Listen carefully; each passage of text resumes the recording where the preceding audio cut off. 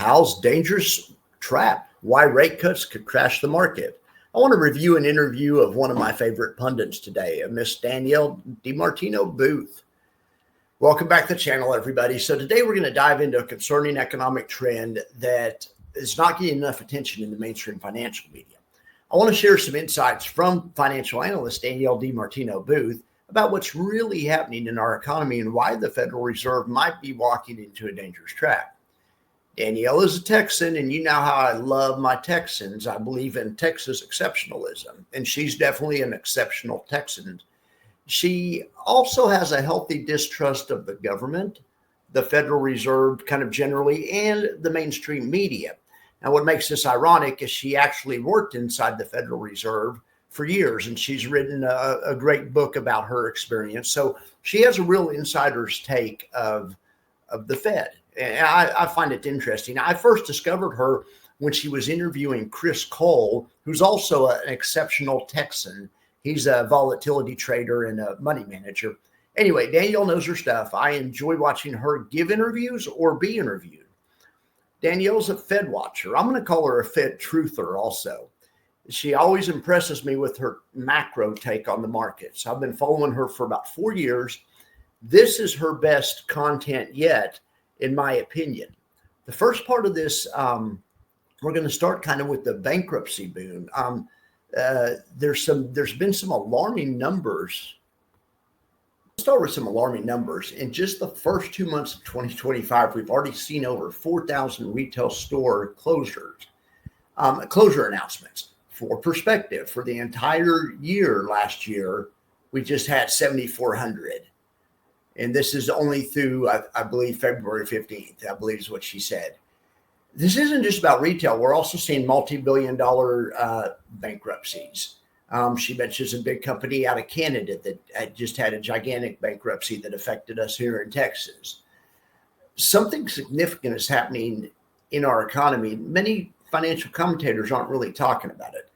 She explains all this better than I do, of course. We're going to watch the first few minutes of this video and listen to what she has to say, and then I'll make some more comments.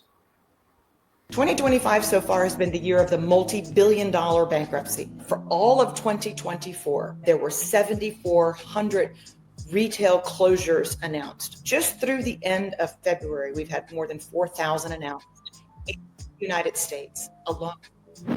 At the basis of any great narrative, I think, is fear.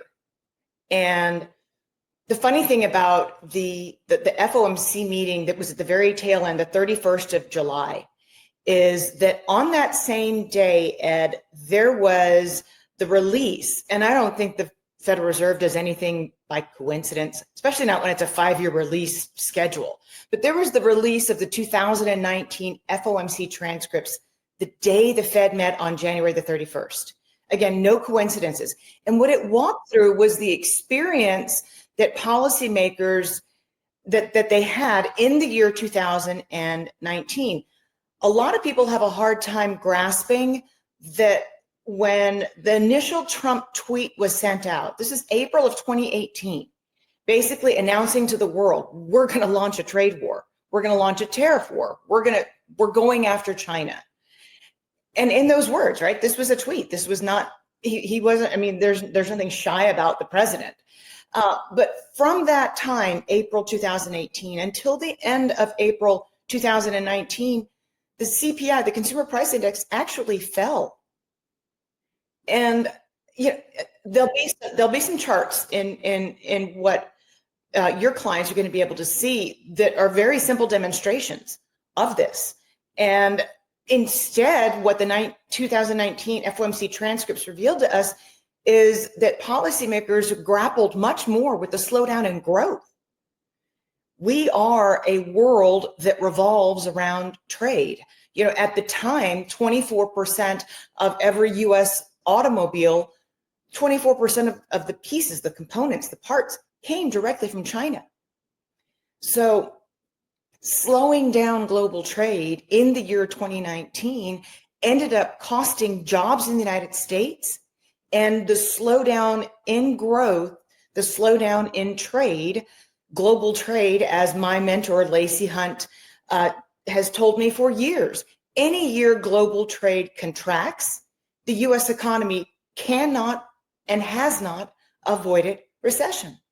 And that was exactly where the U.S. economy was headed in November, December, the fall of 2019. We were heading towards a recession predicated on the slowdown in global trade.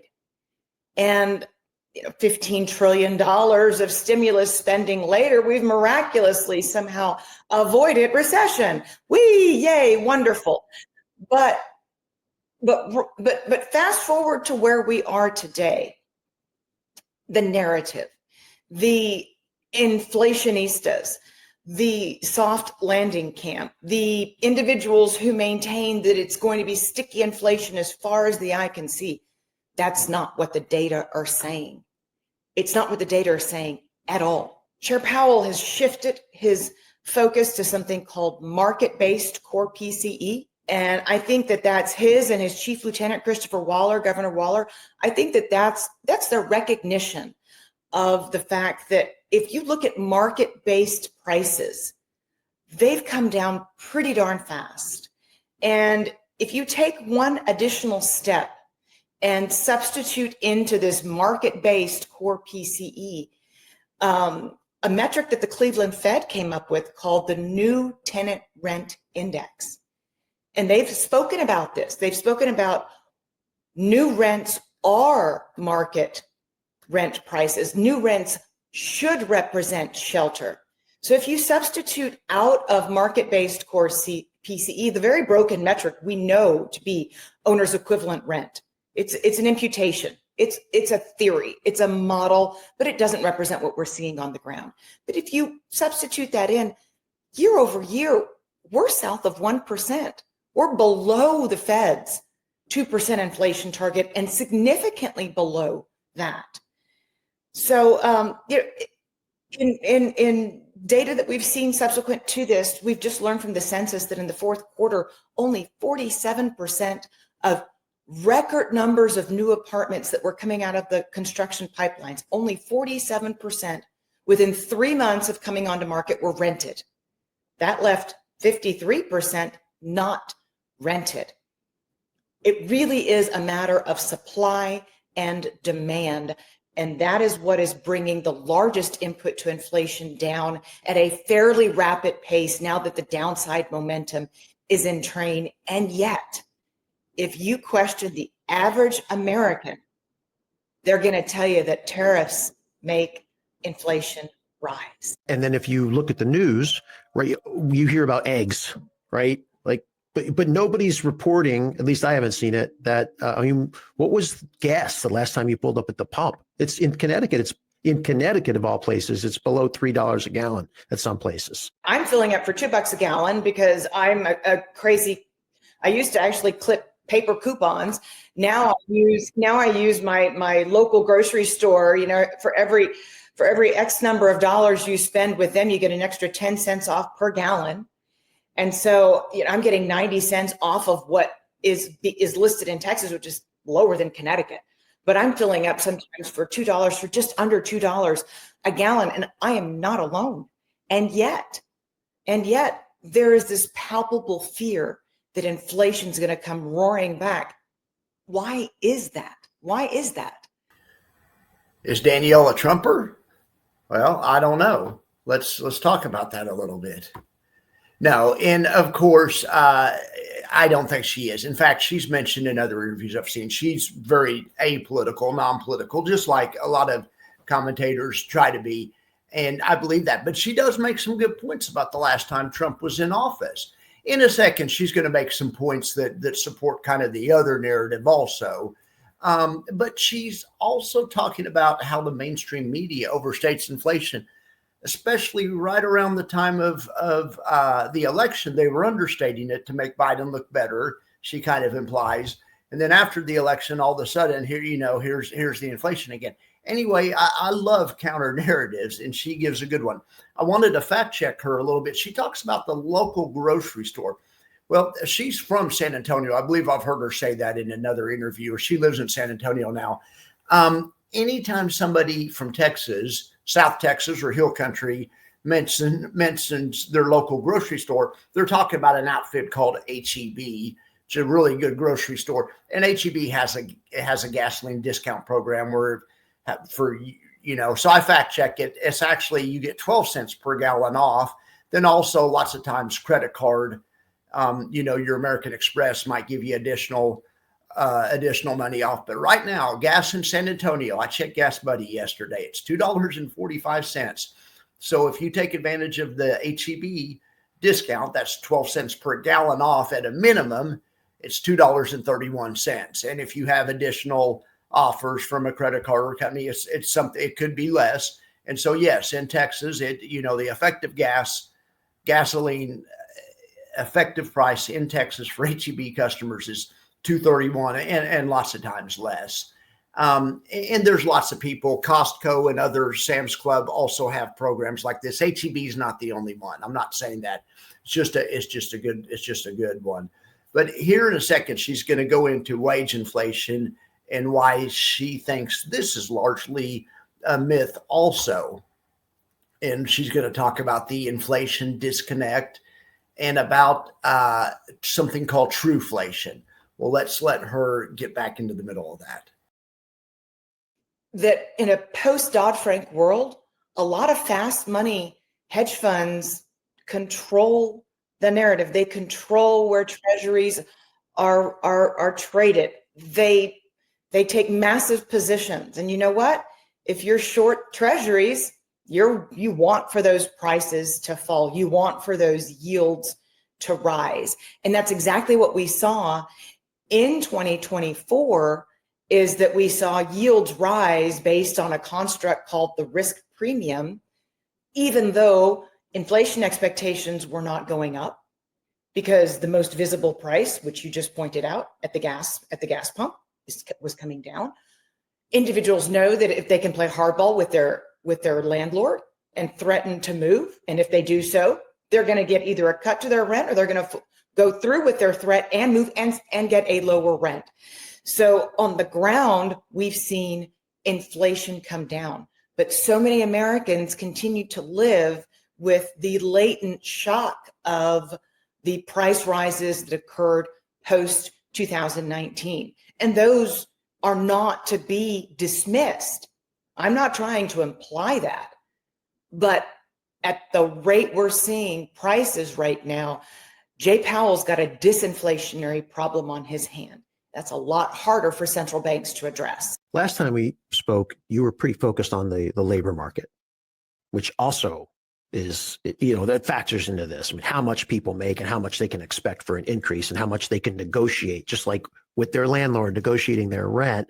You sit once a year and negotiate your pay adjustment. What are you seeing there? When we were kind of at peak quiet quitting, when we were at maxed out working from home, before return to office became its own RTO acronym, the price increases, the wage inflation for individuals who were job switchers, according to the Atlanta Fed's wage tracker, and they track this every month, they were making north of 8% to jump ship. The grass really was greener.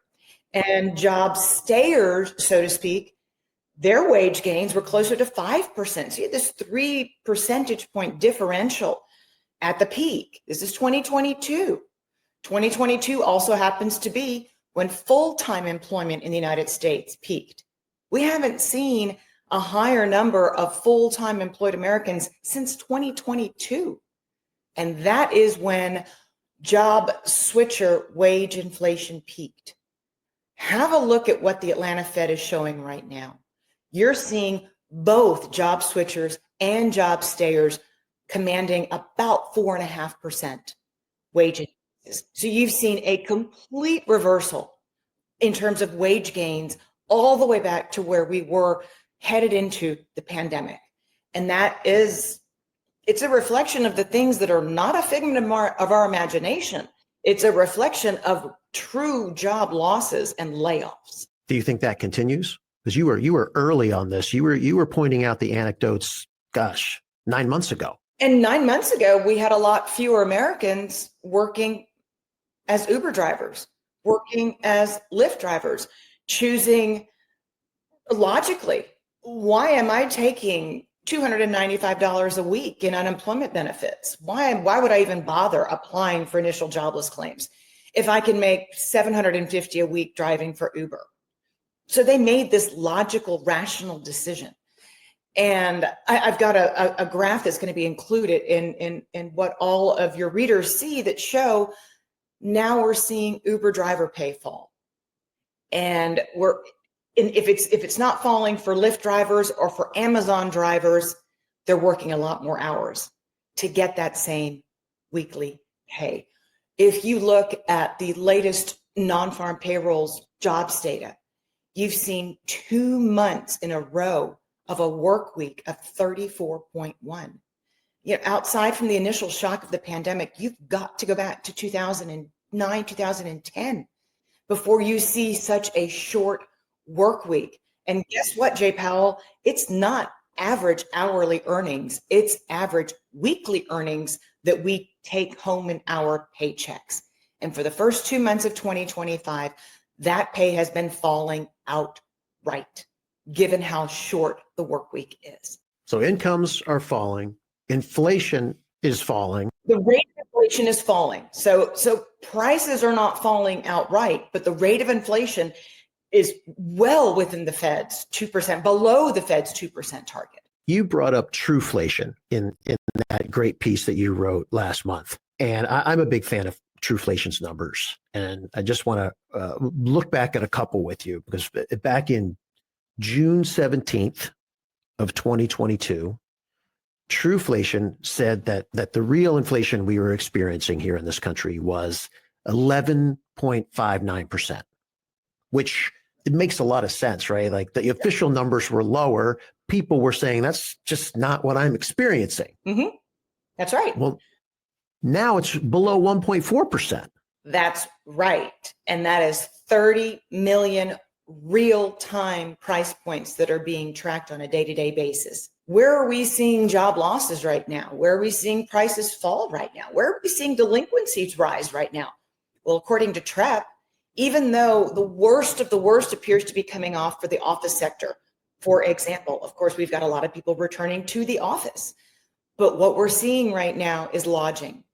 We're seeing hotel rates come down. We're seeing anecdotes of people saying, I went to Vegas, it was a ghost town. We're seeing people in leisure and hospitality lose their jobs. They were one of the biggest job losers in the month of February, surpassed only by federal workers who had lost their job. And this was a timestamp of February the 15th. So that's when the survey week for non-farm payrolls cut off. So we haven't even seen the bulk of the layoffs that have followed since then. But we are seeing something that I think really started to get market veterans' attention a few weeks ago when we got that personal income and spending report. Everybody looked immediately, oh, let's see what core PCE is doing. Let's see what PCE is doing. And they went, wait a minute, on an inflation adjusted basis, spending fell 0.5%, declined, and service spending is flat as a pancake? Wait. We've been working on the inflation narrative that service spending always goes up. What do you mean it flatlined and goods spending cratered? That's what we're seeing. And that's why we're seeing once the caboose starts to finally come into the station, and that is services spending, which is flatline, the wheels officially start to come off. And what have we seen in the media outside of the media salivating that they can finally declare a recession and blame it on Trump?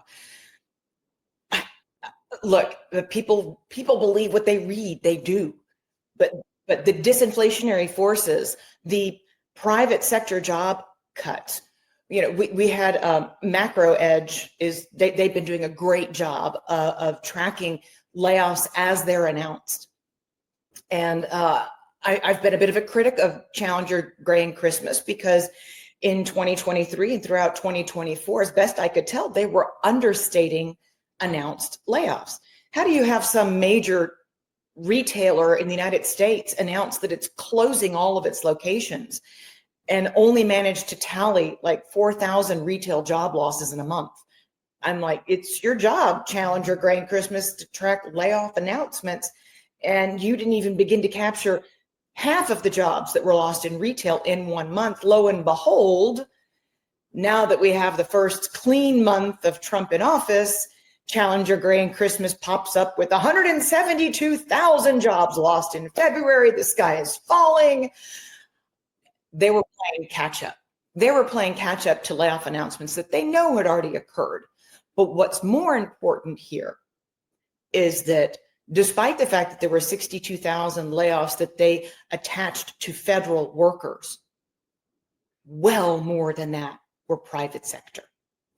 And here's the biggest problem. Here is the reason that President Trump and Treasury Secretary Scott Bessent, they've started to mention, that the economy may pause. I think over the weekend, Trump said that we may be in a time of transition people are using all kinds of lovely synonyms for recession, but not actually using the R word itself. Why is that? And that's because economists recognize a phenomenon known as the adverse feedback loop. So the private sector has been in layoff mode for some time, has been in cost-cutting mode for some time. In fact, first quarter CEO optimism rose. And that was one of the few actual aspects that was like, here's a positive headline. Why did CEO optimism rise? Well, because they announced that they were going to be imposing more hiring freezes and firing more people, which is shareholder friendly. You please shareholders, you cut costs, you get a pop in your stock price. But why they're optimistic, that's not necessarily a good thing. And the reason I bring up the idea of an adverse feedback loop is the more job losses we have in the public sector going forward. And by the way, not just direct federal employees. When you read a headline that says, that certain large consulting firms derive 98% of their revenues from federal government contracts, there will be trickle-down effects. There will be ripples into the private sector based on the work that they depend on coming from the federal government. So if the private sector is saying, well, wait a minute, we're going to have aggregate income continue to fall, then going into the year, maybe I thought I was going to be able to tamp the brakes and stop with the cost cutting. But if the aggregate income between public sector and private sector layoffs are going to continue to drag on income in an economy that is 70% spending, well, I got to cut more. I've got to reduce headcount even more to account for less money that people can spend on my good or on my service. So one sector feeds off of the other. And that's why you saw that the unemployment rate was 0.00111 shy of rounding up to 4.2% in February. We came really close to rounding up to 4.2% from that 4.0%, which did not. The 4.0% in January was a very real thing. And it wasn't even close to rounding up to 4.1%. But now you can see going forward, they're going to adjust the birth death adjustment beginning with March payrolls. That's going to look a lot more like the last few years of the United States, not some crazy imputated level of business births that didn't occur and had to be revised away subsequent to. In March, we get a little bit of reality in the statisticians' imputations, which is going to hurt because that's going to come right on top of the rest of the job losses that we know have been announced, occurred, all of these massive multi-billion-dollar bankruptcies that we're seeing in 2025. 2025 so far has been the year of the multi-billion-dollar bankruptcy. Mattel, a huge Canadian telecom company, they had to file 10 different times in the state of Texas just for their subsidiaries here. But multi-billion-dollar bankruptcies are commonplace. And on top of that, I'll throw this figure out there. For all of 2024 in the United States, Ed, there were 7,400 retail closures announced, stores that closed. Just through the end of February, we've had more than 4,000 announced in the United States alone. So the momentum has continued to build, And that's something that someone as rational as Scott Bessent can see and prepare for. And you know what? I'd rather move away from being gaslit to being told the truth. So if the people in Washington are going to be sober and honest with the American people and say, look, there might be some short-term pain that involves, getting rid of the fiscal lunacy, I think the American people would rather be told the truth than read headlines that don't match at all what they're experiencing on the ground. You think the people in Washington have the ability to be sober and honest with the American people? I don't know. That's another story. But I really like the way this is going. These old metrics they've been using forever, especially with regards to housing cost and owner's equivalent rent, are totally archaic. And like she says, they're based on models and it's nothing in reality. And the facts on the ground are different. Now, notwithstanding all that, we've still seen a ton of, according to her and the stuff she looks at, a ton of, disinflationary forces, especially in regards to the labor market and especially in regards to consumer spending, which is where she's going to go next. And then she's going to talk about the trap that Powell has himself in. And I've had this conversation with other people that sort of the time to do this, the time to get fiscal sanity back is really right now from the perspective of the president, or not just this president, any president. You have to move quick. You have to move within the first year before midterms, before the narratives start to get spun. And this doesn't matter which party you're from. The time to take bold action is now. It is. And Ronald Reagan did just that. Exactly. He did. There was a massive buildup in the federal workforce during the Carter administration that he felt was just too much. And he came in and cut. Now, defense spending rose. We're talking about making ships at home. We're hearing some things that we'd like to hear. And we don't look back to, we forget. I should forget. I was in middle school, but we forget that the 1980 recession lasted all of 6 months.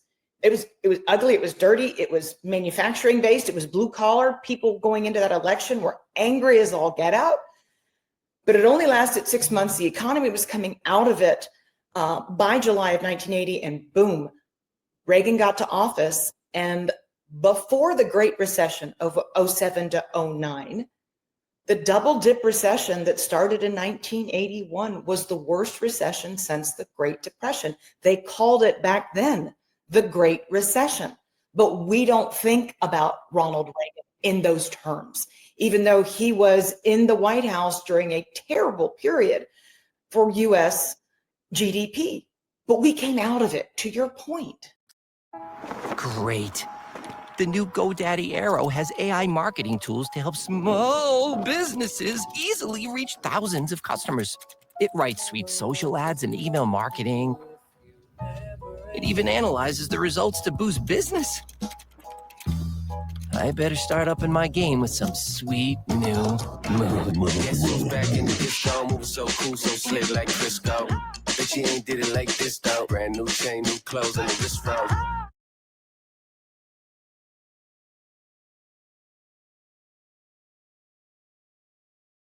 Does this look like your internet provider? Surprise fees, one-time charges, and sudden price hikes hidden in the fine print. With G-Fiber, there's no router fees, no install fees, no nonsense. Say goodbye to short-term deals and extra fees and say hello to internet that's clear and simple. Visit fiber.google.com and make the switch today.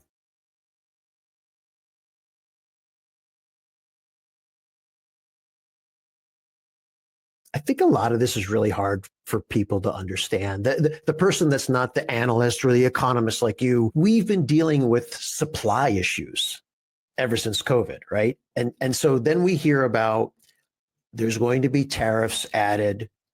Automobile manufacturers are going to have to start paying 25% more for things that they import. And the narrative to your point, is that new cars are going to go from on average costing $50,000, which already is a ton of money, to $62,000. And what people are missing, and so that sounds inflationary. And what people aren't being told is it's a demand issue, right? It's the demand side of the equation. Am I getting that right? You're getting it so right.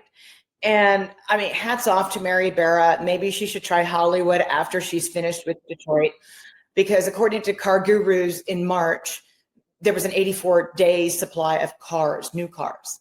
It's a lot of cars. And there are a lot of cars because people cannot afford the cars. Fitch Ratings came out just a few days ago and said that new car recovery rates are 32%. They're not getting a lot of money when a car is taken by repossession or is traded in. This 32% recovery rate is nothing. And on top of that, you've got auto delinquencies at the highest level since the early 1990s. Forget 08, 09, 10, forget those years. Auto delinquencies with a 4.1, almost rounded up to 4.2% unemployment rate, are at the highest on record.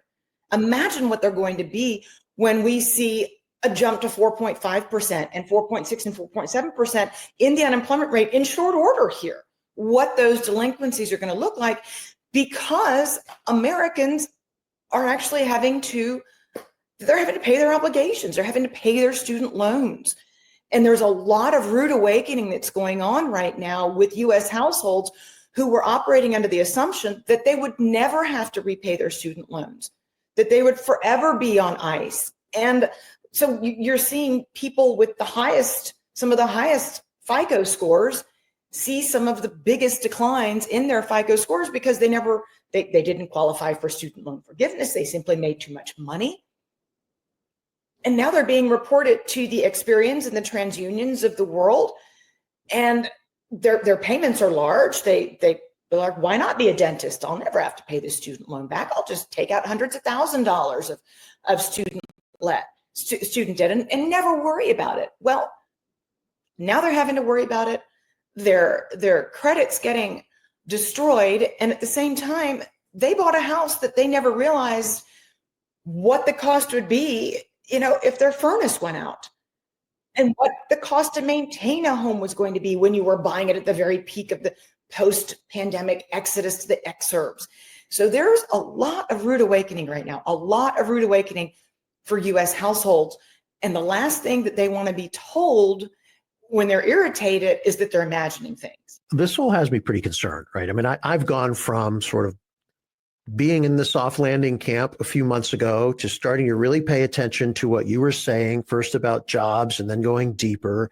And then this article came out a few weeks ago from the Wall Street Journal saying that I think it was 48% of US GDP is attributed to the top 10% of wage earners. You factor that in. I mean, what is your prediction? Where are we going with this economy? So it's 49.7% according to Moody's. And that was a real eye-opening Wall Street Journal article. The next decile, if you will, they're the ones I'm describing getting hit by big student loan payments. They spend money too.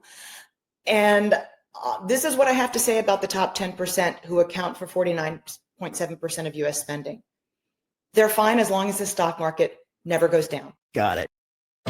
If this is right, it can power a city for years. It's how it works. It's called the wealth effect. It works both ways. And by the way, demographics is destiny. And when 40% of the stock market is owned by individuals who are 70 years of age or older, when 25% of US residential real estate is owned by individuals who are 70 years old or older, that puts Jay Powell in a very tight spot because he can need to lower interest rates. He can want to lower interest rates. He can press forward with lowering interest rates. My guess, They're not going to lower interest rates at the March 19th meeting, and it's going to be a replay of July of 2024. By the time we see March and April payrolls before they meet in mid-May, there's going to be regret. It's going to be the why didn't we cut rates in July of 2024? Here we come in September of 2024 with a 50 basis point jumbo rate cut. I think we're going to see a replay of that script, because once we see March and April payrolls, it's going to be pretty apparent that the Fed made a mistake by not lowering interest rates at the March 19th meeting. However, the Fed is trapped. 70-year-olds and older own 40% of the US stock market. They're kind of okay. Look, fine. A year ago, I was making 5.5% on my cash. Now I'm making 4.25%. I'm okay with that. But don't touch it. If I'm making much less than 4% on my cash, that doesn't work. I'm retired.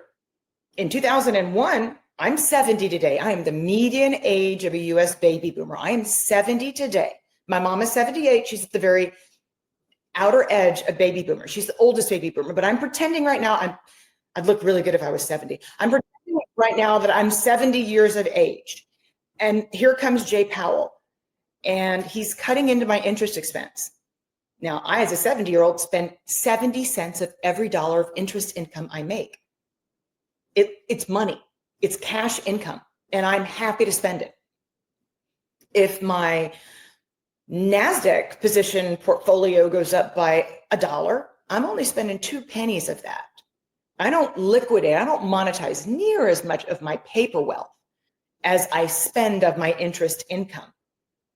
But Jerome Hayden Powell up in the Eccles building needs to stop lowering my interest income now, immediately.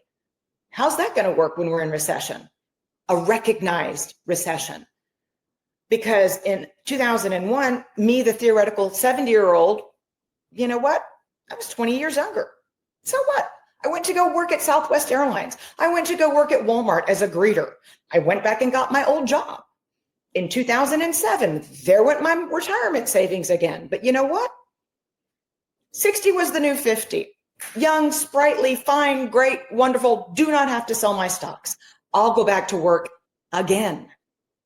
So I don't have to sell my stock.